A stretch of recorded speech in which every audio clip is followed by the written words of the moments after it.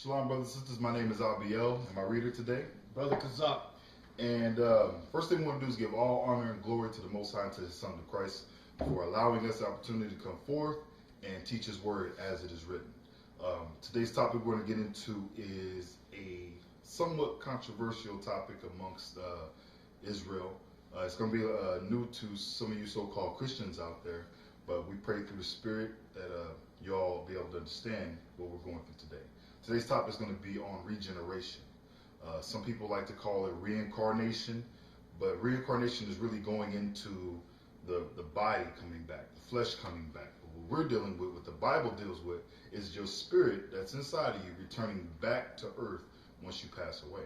So let's get started in Romans the 15th chapter and start the 4th verse. Romans chapter 15, verse 4. Come on. For whatsoever things were written aforetime were written for our learning. So the Bible says, for whatsoever things that were written aforetime were written for our learning. Read on. That we through patience and comfort of the scriptures might have hope. Now, beyond popular belief, beyond what your so-called pastors, your so-called ministers have taught you, you have to go to the Old Testament to get the understanding. You have to read the whole Bible in its fullness to be able to understand the Bible. It says, for whatsoever things that were written aforetime were written for our learning.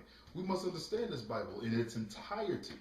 For too long it has been taught, don't worry about the Old Testament. The Old Testament's done away with, blase, whatever. The Bible says, for whatsoever things that were written aforetime were written for our learning. Read. That we through patience and comfort of the scriptures might have hope. That we through patience and comfort of the scriptures. It's the scriptures that gives us comfort. Like when you understand John the 14th chapter about the Most High sending His comforter, this is the scriptures coming back. The Spirit of Christ and the Father coming to us and giving us the understanding of the Bible. Okay, so let's get into the subject real quick. Give me Isaiah 34:16 before we get started. Isaiah 34 verse 16. When you get it, go ahead. Isaiah chapter 34, verse 16. Come on. Seek ye out the book of the Lord. Seek ye out the book of the Lord. What happens with a lot of brothers and sisters that want to get into spirituality and things of that nature, they want to go into different books. They want to read such and such book of ghosts and all this other nonsense. No. You want to be spiritual first and foremost, you better be keeping the law. The Bible tells you in Romans 7, the 14th chapter, some 7th chapter and 14th verse, tells you the law is spiritual. So if you want to be spiritual, you better come to these scriptures. If you want to understand this Bible, you better come to the Bible. You can't go no other place. Read that again. Isaiah chapter 34, verse 16. Read. Seek ye out the book of the Lord and read. Seek ye out the book of the Lord and read. Read on. No one of these shall fail. Come on. None shall want her mate. For my mouth it hath commanded, and His Spirit it hath gathered them. So to get the understanding to the Bible, we have to come to the Bible to get the understanding. Seek ye out the book of the Lord and read. Let's get into the topic. Ecclesiastes, the 1st chapter. Again, what is the topic we're dealing with? Regeneration. Your spirit returning back to earth once you pass away in your latter life, in your first life or previous lives. Ecclesiastes chapter 1 and start at verse 1. Ecclesiastes chapter 1 verse 1. Go on. The words of the preacher, the son of David, king in Jerusalem. So who wrote the book of Ecclesiastes? Solomon. When you know the history, you go back and read in the times of the kings and Chronicles and Samuel and whatnot. You read about Solomon. You read about his understanding. You read the Most High gave him much wisdom. Okay? Read that verse again. Ecclesiastes chapter 1 verse 1. Read. The words of the preacher, the son of David, king in Jerusalem. This is his book. Read. Verse 2. Vanity of vanities, saith the preacher. Vanity of vanities, all is vanity. So vanity of vanities, meaning, what is vanity? Vanity is like vain. It's really for nothing. When you understand the context of this chapter, is going into life. And it says all is vanity. Read. Verse 3. What profit hath a man of all his labor, which he hath taken under the sun? Okay, so I want y'all to pay attention here. It says, what profit have a man of all his labor which he taketh under the sun? I want you to remember, this is actually the subject matter of what we're going into, what this chapter is speaking of, all right? It's going to get very what's the word I want to use? It's going to get kind of confusing for brothers and sisters, all right? And to be honest with you, to understand this, to understand these things in the scriptures, you have to be keeping the commandments. Let's get that real quick before we get into this. Psalms chapter 111, verse 10. A lot of times people come to this Bible and think they're just going to open up the book and all understanding and wisdom is going to be endowed upon them and they're going to know everything and they're going to be able to go out and teach and cut people with the scriptures. No. You get out there and embarrass yourself because you don't know and understand the scriptures. You don't understand the context. You're unable to show precept upon precept, line upon line. Okay, you better get the understanding first. There's only one way to do that. Read. Psalms chapter 111, verse 10. Come on. The fear of the Lord is the beginning of wisdom. The fear of the Lord. What is the fear of the Lord? You understand the Most High is the highest of highs. He's the omnipotent. He is the creator of all things. So guess what? You understand God created everything. He created me. He created this ground that I'm standing on. He can destroy me. So what am I going to do? I'm going to do what he said. Guess what, brothers and sisters? That's the beginning of wisdom. That's the beginning of being wise. Fearing the Most High. Come on. A good understanding have all they that do his It commandments. says a good understanding have all they that what? That do his commandments. They do his commandments. To understand this Bible and to have an understanding of this Bible, guess what you have to do, brothers and sisters? You got to keep the commandments.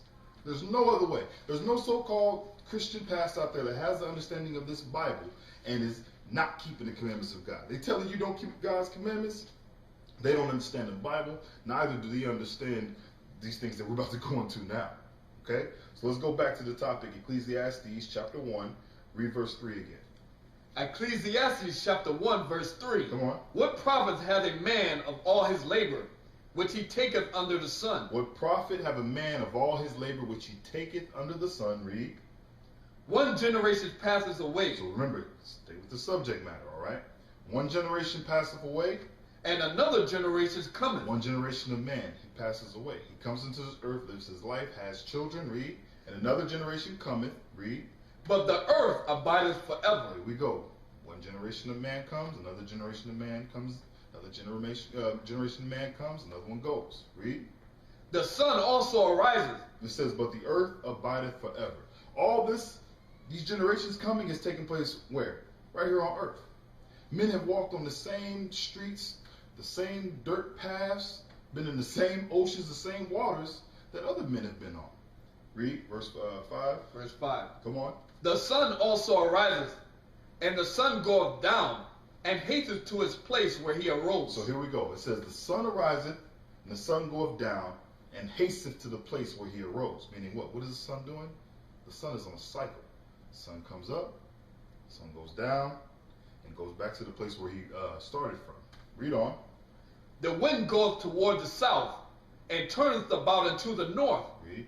It whirleth about continually, and the wind returneth again according to his circuit. So what is the wind doing? The wind is on a cycle as well. It says, the wind goeth toward the south, it turneth about towards the north, it whirleth about continually, and the wind returneth again according to his circuits. Two examples of what? A cycle. I want y'all to remember that. Come on. All the rivers run into the sea, yet the sea is not full. Here we go. Here go to Mississippi. Mississippi run into what? The Gulf of Mexico. It says, all the rivers run into the sea, yet the sea is not full. Is the Gulf of Mexico, is it just filling up? Is it taking over Texas and everywhere else? No. What's happening? You have the water that comes, the river runs into the water, to the oceans. Evaporation takes place, it rains on the lands, those waters flow right back into the seas, and here, what do we got? We got another cycle. Read on. Unto the place from whence the rivers come, thither they return again. From the place where the rivers come, thither they return again. They go right back to where they started. A cycle. 3 examples of a cycle. Y'all have to stay with this. Pay attention. Read. All things are full of labor. All things are full of labor. What type of labor is it talking about? The cycle of life. It says all things are full of labor. Read. Man cannot utter it. Come on. The eye is not satisfied with seeing, nor the ear filled with hearing. As man, we see all these things. We see how the sun is on a cycle. We see how what's another one? The wind is on a cycle. How the waters is on a cycle. But man never takes the time to equate these things to himself. He never puts himself in the same perspective of, man, I'm on a cycle too. Meaning what? You've been here before. Your life, your spirit has cycled through this earth once before.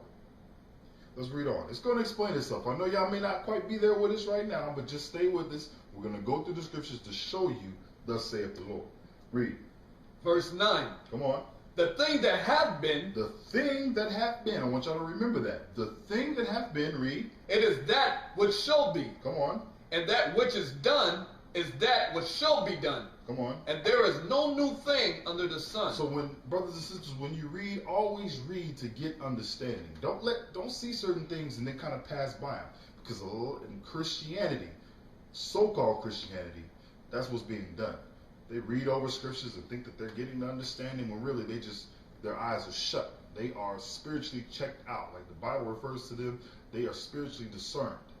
It says, verse 9. Read that verse again. Verse 9. The thing that hath been. So the question that should come to your mind, what is a thing? If somebody tells me, hey, get that thing right there, there's a lot of stuff over there. What are you talking about? The thing that hath been, read on. It is that which shall be. Come on. And that which is done is that which shall be done. Read. And there is no new thing under the sun. Right. Be patient, brothers and sisters. We're going to come right back here.